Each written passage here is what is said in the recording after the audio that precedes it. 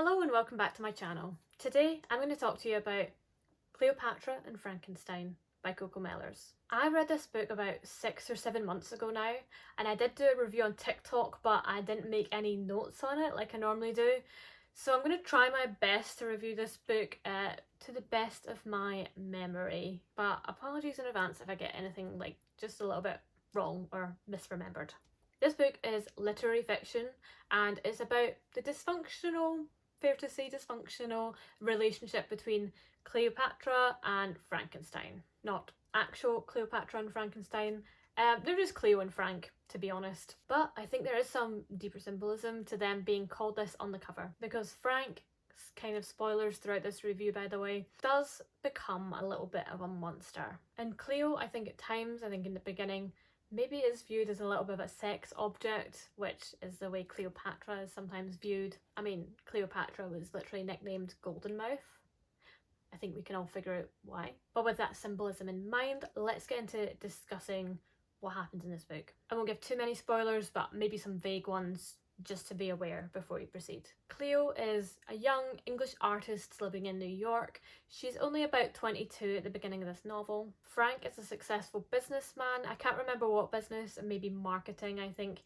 And he is quite a bit older. I think he's in his late 30s or maybe even like about 40. The opening chapter starts with Cleo and Frank meeting on New Year's Eve in the streets of New York, kind of independent from their own parties. They've kind of just left the party and they are walking through the streets. This chapter especially was absolutely artfully written. It's really vibey and aesthetic in many ways. Coco kind of describes the wet pavements and the neon lights of Manhattan kind of reflecting on the pavements. It's got this New Year's Eve New York glitz and shine to it in places, but then mixed in with these descriptions is really gritty, really disgusting imagery as well, all around Cleo and Frank as they walk through the streets and have this introductory kind of conversation. They are drunk party goers everywhere. They're behaving with absolute debauchery. At one point there's men just pissing in the streets, and she describes Cleo and Frank just stepping over the streams of piss running down the street. This juxtaposition was so interesting to read, especially for a kind of like romantic scene where our two love interests are meeting for the first time, and it's usually very romantic. The two of them, especially Cleo, I think is kind of oblivious to this grime going on around her. And this actually artfully sets up the dynamic that they end up developing in their relationship going forwards. Quickly after this chapter, the two get married so that Cleo can get a green card to live in the States. And it soon becomes like pretty clear that Frank is a party boy. He has quite an issue with cocaine and mainly alcohol as well. This disruptive nature of alcohol is a really big theme throughout the whole book, and the presence of it in this initial opening chapter is really symbolic of what's going to happen going forwards. Cleo is a fun-loving young woman. She does have like some depression issues, which she talks about in the first chapter. She talks about how she's recently come off of antidepressants, but she is also oblivious to the dangers really of alcohol, and there's lots of red flags and warning signs in these early chapters which Cleo doesn't pick up on initially, and this becomes really harmful to her later in the book. This book is beautifully written, really well crafted prose, even when it's dealing with subject matter and imagery that is really repellent and disgusting. Coco hops between the heads not just of Cleo and Frank, but also a lot of the side characters as well.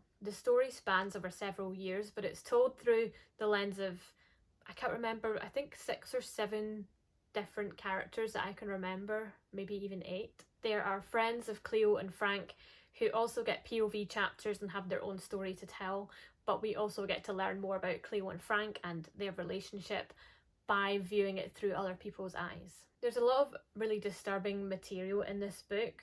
There's a lot related to like poor mental health, alcoholism and drug use, and also sexual content that is really explicit and graphic, but not in like a fun smut kind of way, more in like a little bit of a violent way. I definitely do recommend looking up some trigger warnings for this book. Might spoil it a bit, I do think trigger warnings can spoil, but I think it's worth it, and I don't think in this case that it takes away from your enjoyment of the book too much to be spoiled. I think there's a couple of scenes that are well written but quite jarring, and do kind of affect you as a reader, not gonna lie. There's a few really unpleasant things that happen. There's like an animal in the book, spoiler for this, but you know, I don't know how upset you'll be to be spoiled about this, because I think I would have maybe liked a warning about it. There's a cute little animal in this book, and something really gut-wrenching and horrible happens to the animal. And it really upset me. I was like, I think because I just have like extra empathy for animals compared to people, and it's such a innocent little soul, and it doesn't deserve what happens to it, doesn't deserve the neglect and the treatment, and it all happens so stupidly avoidable, and it all happens because of Frank and his drunken antics. I say antics, but like really harmful, awful behaviour. This part of the book was so upsetting, but it also had great symbolic resonance. I kind of wish I didn't have to experience that part of the story, but I think I had to. I think it was important for the narrative. I think that little animal, it was a sugar glider. I think the little sugar glider is a symbol of hope for Cleo. I think it's a little symbol of her innocence and what's good left in her.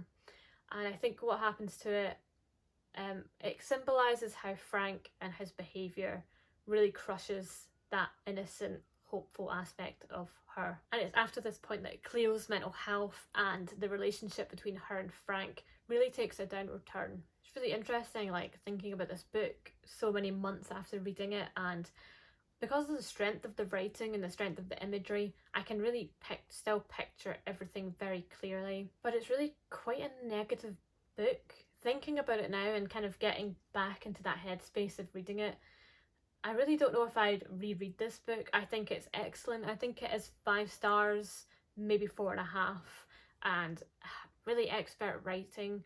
But the way this book made me feel, the way I experienced it, it was disturbing and uncomfortable. I think it's really good art in that way, like it really makes you feel something. I'm really keen to read Coco Mellor's next book, Blue Sisters.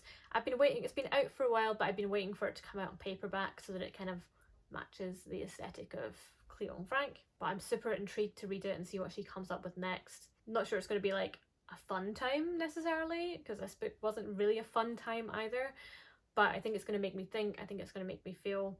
If anything, it's going to be beautifully written, tragically, disturbingly beautifully written. And that's great. I don't want to read happy fluff all of the time. I think it's nice to have a bit of variety in your kind of reading diet. And I think if any of you want a book that's gritty and real, pick this up.